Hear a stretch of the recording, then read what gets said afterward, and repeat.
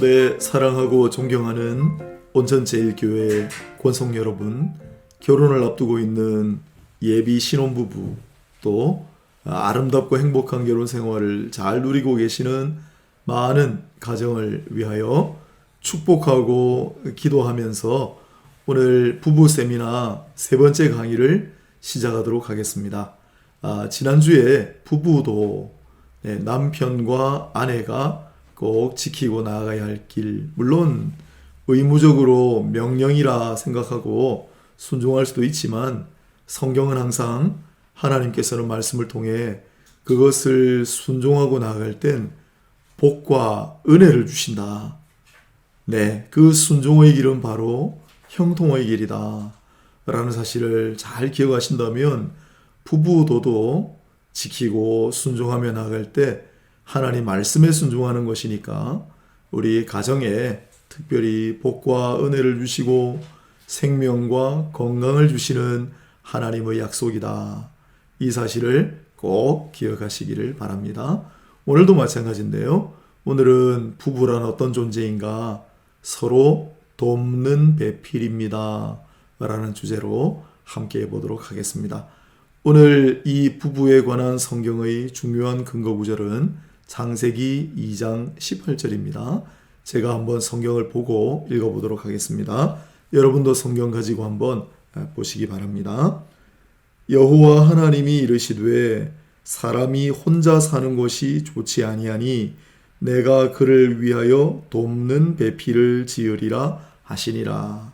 네, 보았으니까 조금 성경 이야기를 한다면 창세기 1장과 2장 앞부분까지는 하나님이 천지를 창조하시니라. 하나님, 엘로힘이라고 하는 단어가 등장하고 그 다음 2장 조금 지나서 오늘 본문 전체에 여호와 하나님, 여호와라고 하는 말이 함께 하나님과 등장합니다. 이게 굉장히 중요한 또 신학적 의미가 있지요. 아무튼 그 여호와 하나님이 등장하는 가운데 또한 한 가지 더 거론을 한다면 여러분 창세기 1장 2장은 창조기사입니다. 그래서 하나님께서 빛이 있으라 하시니 빛이 있었고, 빛을 지으셨다라기보다는 빛이 있으라 하시니 빛이 있었다. 이렇게 되어 있는 구조를 또한 유념해 보시면 상당히 의미가 있습니다. 아무튼 보시기에 좋았더라.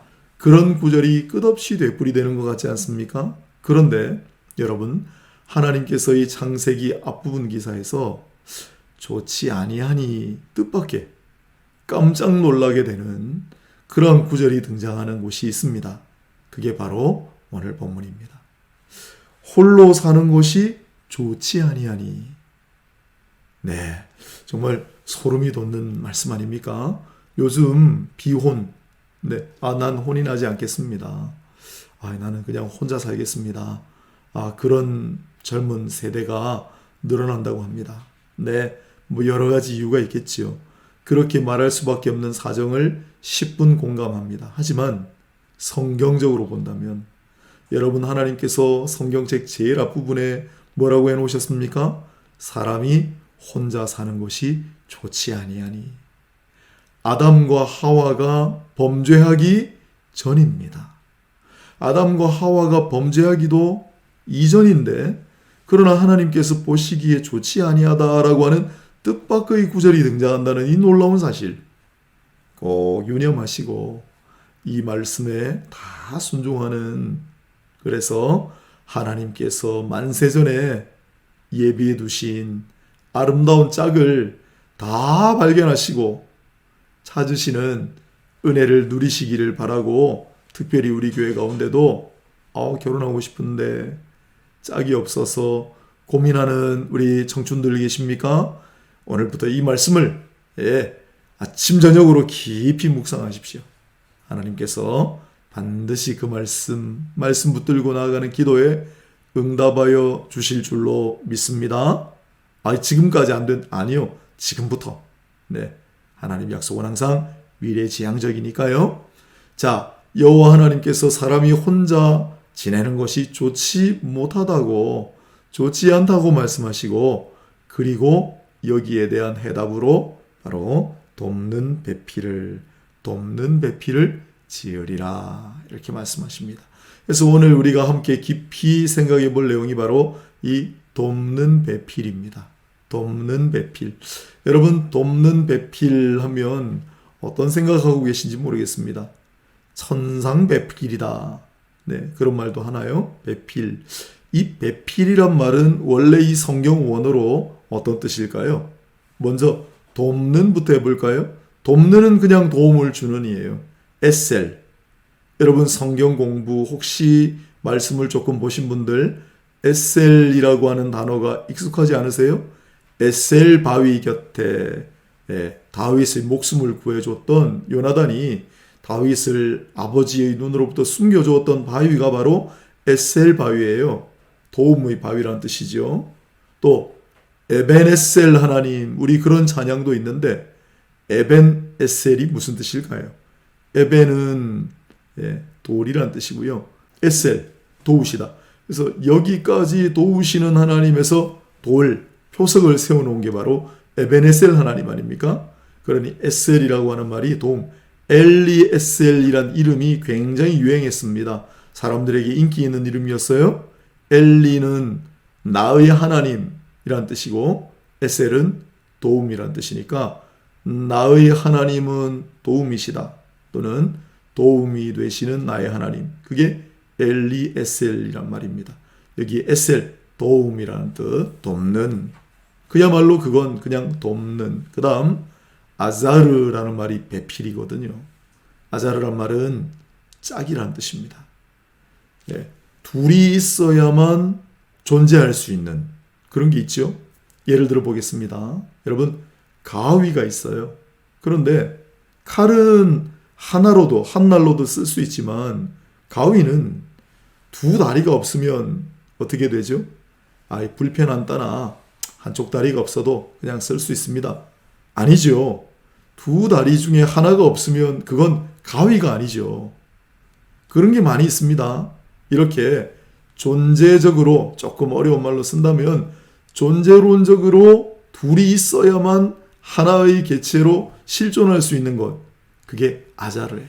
자, 그러면 여러분, 하나님께서 나에게 정해주신 짝은 어때요? 내가 그 짝을 놓고 혼자 좀 불편하겠지만은, 조금 어렵겠지만은, 힘들겠지만은, 고단하겠지만은 나 혼자 살아갈 수 있어요.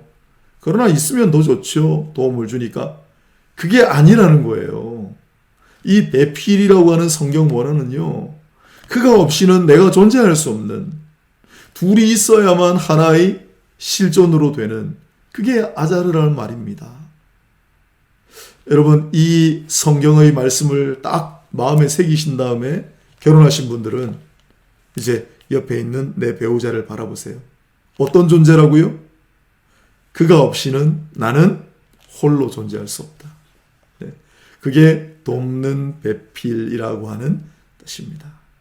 여러분, 내 사랑하는 남편은, 내 사랑하는 아내는, 앞으로 내 사랑하는 아내가 될 그 여인은, 앞으로 내 사랑하는 남편이 될 그 남자는 돕는 배필입니다. 돕는 배필입니다. 꼭 기억하시기를. 얼마나 귀중한 말씀이에요?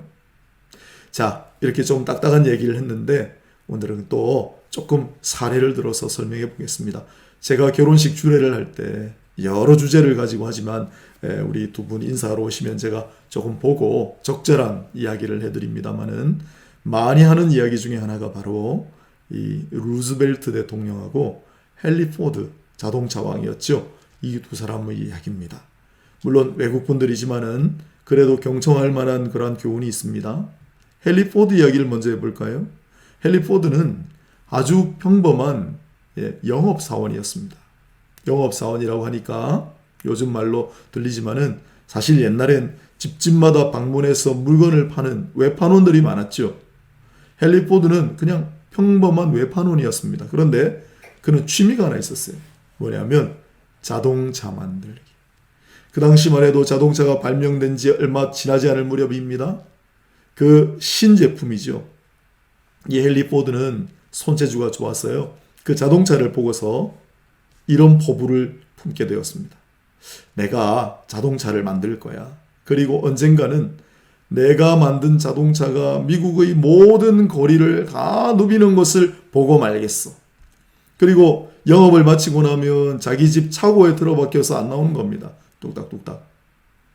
모든 마을 사람들이 그를 제정신이 아니라 그랬습니다. 심지어 그의 부모님도 헨리 포드를 이해하지 못했습니다. 그러나 세상에서 단 한 사람, 당신이 하는 말을 나는 믿어요. 당신은 해낼 수 있을 거예요. 나는 당신을 응원하고 지지합니다. 헨리 포드에게 단 한 사람 그런 존재가 있었습니다. 누구예요? 그의 부인이요. 결국 어떻게 됐습니까? 헨리 포드는 자기의 꿈과 비전대로 자동차 왕이 되었습니다. 이 세상의 모든 부귀와 명예를 다 누렸습니다. 말년에 한 기자가 그에게 질문을 했습니다. 무슨 행사였는데 기념하는 행사였어요. 포드 씨, 이 세상에서 자동차 왕으로 못 누려보신 것이 없는데 만일 다음 세상에 태어나신다면 뭔가 이건 내가 꼭 이루었으면 좋겠다 그런 희망사항이 있으십니까? 다음 세상에 또 태어날 수 있다면, 성경적인 질문은 아닙니다. 다음 세상에 또 태어날 수 있다, 한 번 더 태어나실 수 있다면 뭘 더 하고 싶으십니까? 헨리 포드의 대답을 제가 주례 시간에 많이 합니다. 이 다음 생에 태어날지는 모르겠지만 만일 그런 일이 있다고 하더라도 내가 바라고 원하는 것은 단 하나밖에 없습니다. 바로 지금의 아내를 만나 함께 부부를 이루어서 생활하는 겁니다. 살아가는 겁니다. 여러분 어떻습니까? 이것이 바로 돕는 배필. 또 프랭클린 루즈벨트 대통령 이야기도 제가 곧잘합니다. 루즈벨트라고 하는 가문도 워낙 뛰어난 가문인데다가 이 사람은 30대에 상원의원이 됩니다. 그야말로 미국 앞날을 책임질 엘리트 중의 초엘리트로. 그런데 어느 날 소아마비 바이러스가 그를 덮칩니다.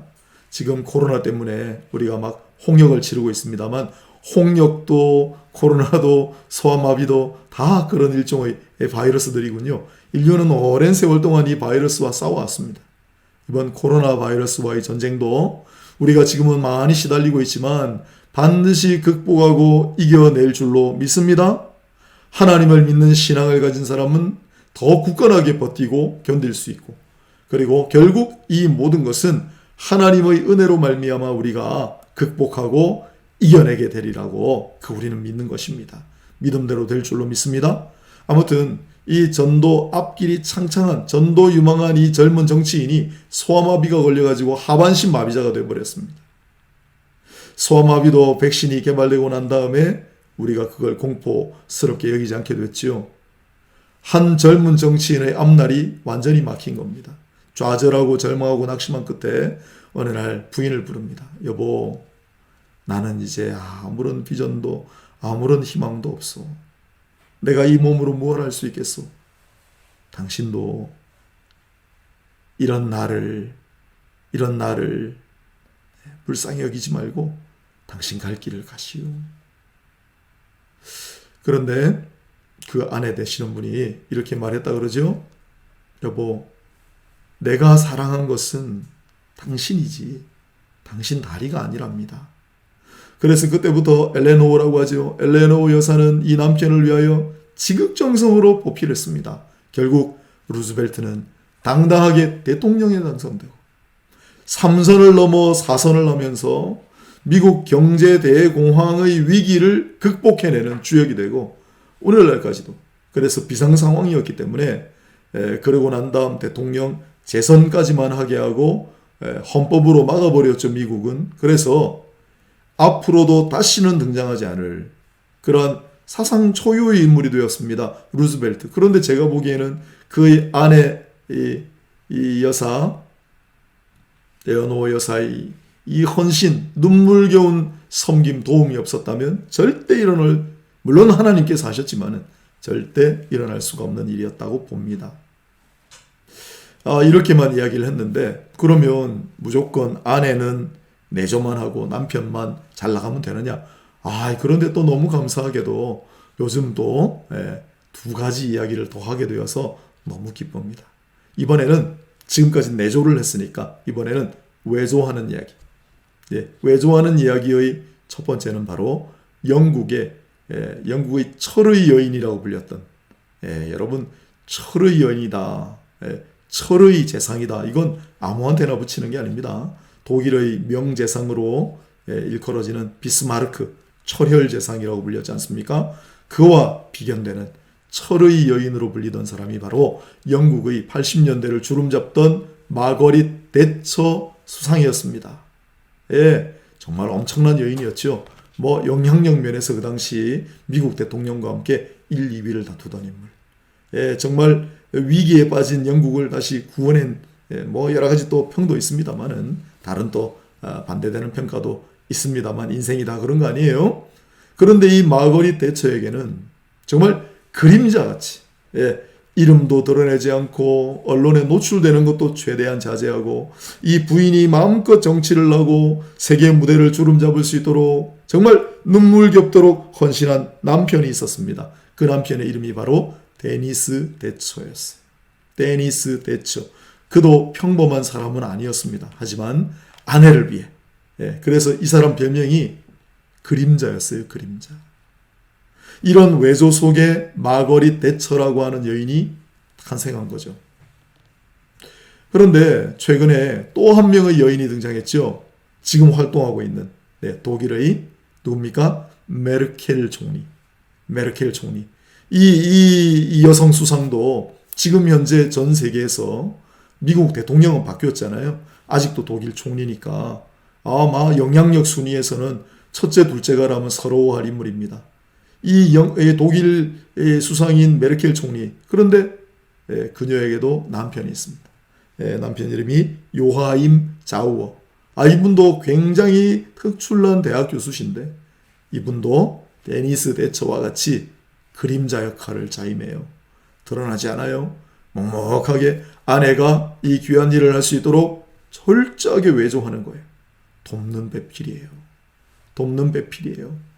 사랑하는 여러분, 어찌 루즈벨트 대통령, 헨리 포드, 또한 대처 수상, 메르켈 총리, 이렇게 유명한 위인들, 이런 사람들만 해당되는 이야기겠습니까?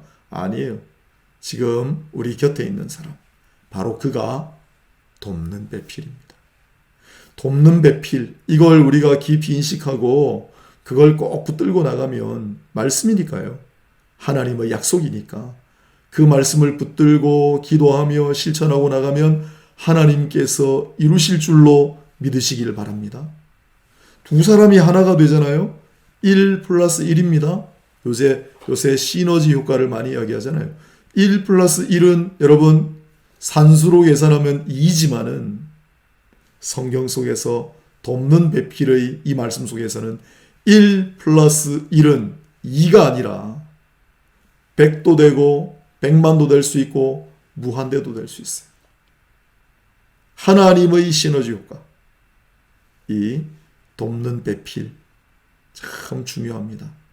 지금까지는 그렇게 인식 못하셨더라도 이제는 돕는 배필이다 생각하고, 남편은 외조를 잘하시고 아내는 외조를 잘하셔서 서로 발전해가는, 윈윈하는 그러한 아름답고 복된 부부가 되시기를 바랍니다. 우리 부부 이야기를 또 한번 해볼까요? 사실 제 사랑하는 아내는 물론 이 세상의 아내들, 어머니들이 다 위대합니다만 참 제가 개인적으로도 고마워하는 여인입니다. 제가 고시공부를 했지요. 그것도 이것저것 하느라고 고시공부 뒷바라지를 하다가 또 못지않게 어렵다는 신학생 뒷바라지를 거듭해서 해낸 그러한 여인입니다. 그래서 제가 공부하는 동안에 얼마나 눈물겨운 내조를 했는지 제가 알죠. 그때 우리가 약속했습니다. 제가 너무 고마워서 여보, 우리끼리 여보라고 부르진 않지만 여보, 내 공부가 끝나면 나 당신 공부하는 거 내가 도와줄게. 뭐든지 공부해. 제가 그 약속을 지금 지켜가고 있습니다. 네, 아내가 조금 대학원 공부하는 거, 또 새로 또 대학교 편입해가지고 또 지금 공부하는 거. 네, 여러분, 내조하고 외조하는 게 먼 나라, 다른 사람들 이야기가 아닙니다. 공부하는 일, 또 무언가를 배우는 일, 스스로 발전하는 일. 네, 남편이 어느 날 갑자기, 나는 판소리를 좀 배우고 싶네. 어느 날 가만히 생각해 보니까 이게 내 취미인 것 같아. 내가 진짜 좋아하는 것 같아. 지금 그 나이에 무슨 판소리예요? 판소리가 무슨 뭐 밥을 먹여줍니까? 그렇게 하지 마시고, 그래요? 판소리가 그렇게 배우고 싶으세요? 걱정하지 말고 배우세요. 제가 잘 도와드릴게요. 네.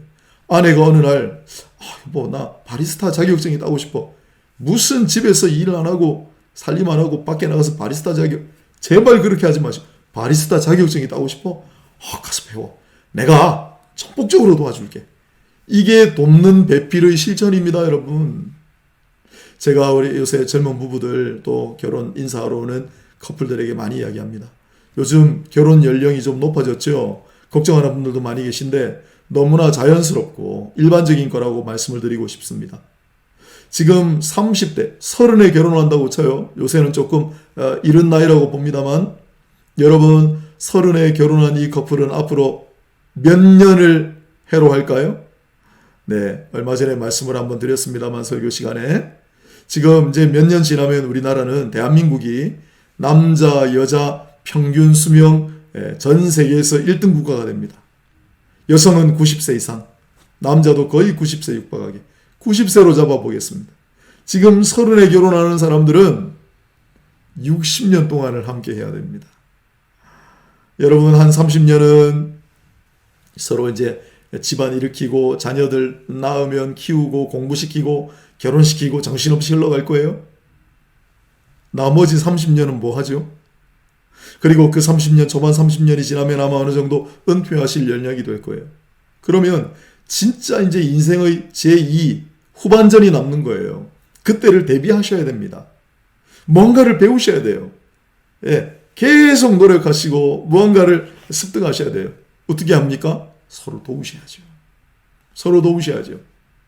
그래서 돕는 배필은 이렇게 중요합니다. 중요합니다. 지금부터라도 돕는 배필이 무슨 뜻이라고요? 나를 도와주는 시너지 효과를 일으킨다고 그랬어요. 1 플러스 1이 2가 아니라 100만도 되고 무한대도 될 수 있는 돕는 하나님께서 그 위에 돕는 손길을 보태시기 때문인 줄로 믿으시기를 바랍니다. 그 다음에 아자르 이 사람이 없이는 나는 존재할 수 없다. 그렇죠. 이 짝이 없으면 우리는 부부가 아니에요. 홀로 살아갈 수 없는 거예요. 그런 돕는 배필로 여기고 서로 잘 도와서 무슨 영역이든 도우십시오. 우리 어르신들 뭐라고 하실지 모르겠지만은 남자는 우리 아내들 부인들 하시는 거 설거지도 청소도 도와주세요. 또 부인도 남편 하는 일 적극적으로 돕고 자녀 양육하는 거 마찬가지고 그리고 앞으로 인생 후반전을 위해서 또 서로 뭔가를 배우도록 독려하시고 도우시고 그렇게 해서 아름답고 멋진 인생을 계속해서 영위해 가시는 모든 부부 그리고 예비 부부들이 다 되시기를 바랍니다. 끝으로 우리 국제법 질서 또 정치 부분에 보면 호혜 평등의 원칙이라는 아주 중요한 국제법상의 원칙이 있습니다. 호혜 평등의 원칙 무슨 뜻일까요? 내가 당신에게 해주면 당신도 나에게 해준다. 여러분 일반 계약, 일반 사인들 간에 또 국제 질서 간에 이건 너무나 당연한 원칙이에요. 성경을 믿고 하나님의 자녀된 우리는 어떨까요?